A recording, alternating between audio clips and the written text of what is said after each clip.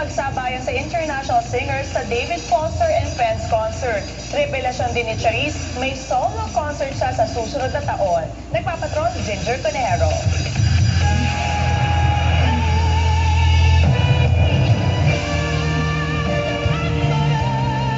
Makatindig balahibo ang pagpilit ng international singing sensation na si Charisse ng mga awitin ng music divas Whitney Houston at Celine Dion sa David Foster and Friends concert noong Sabado sa Araneta Coliseum.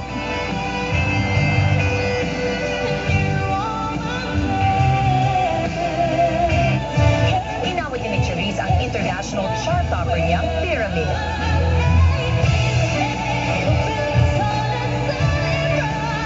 Bigating hitmakers ang nakasama ni Charisse sa entablado, gaya nila Natalie Cole, Peter Cetera, American Idol winner Ruben Studdard at Canadian tenors. Sama-sama sila nagbigay pugay kay Michael Jackson sa final production number na umani ng standing ovation. Nasa entablado rin ang Grammy Award-winning producer at music mentor ni Charisse na si David Foster, na hanga sa ugali ng mga Pinoy.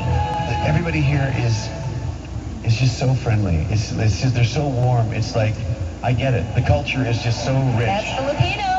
Malaki rin ang bilib ni David sa talento ng Pinoy, kaya balak niyang magbalik Pilipinas para makadiskubre ng next Charisse. Well, we're going to try and come back in February. We're talking about maybe creating a huge talent contest for all the singers all across the Philippines. Ramdam na ramdam naman ni Charisse ang mainit na pagmamahal sa kanya ng Pinoy fans. Kinumpirma ng singer ang solo project na kanyang pinaghahandaan. See you next year because I'm going to have my own tour. Hindi na talaga maaawat ang kasikatan ng Pinay. Napahangain naman ng mga taga-Thailand ang next stop ng kanilang Asian tour. Ginger Conejero, Patrol ng Pilipino. Yan, ang galing naman ni Charisse. Ang sabi niya, that's Filipino.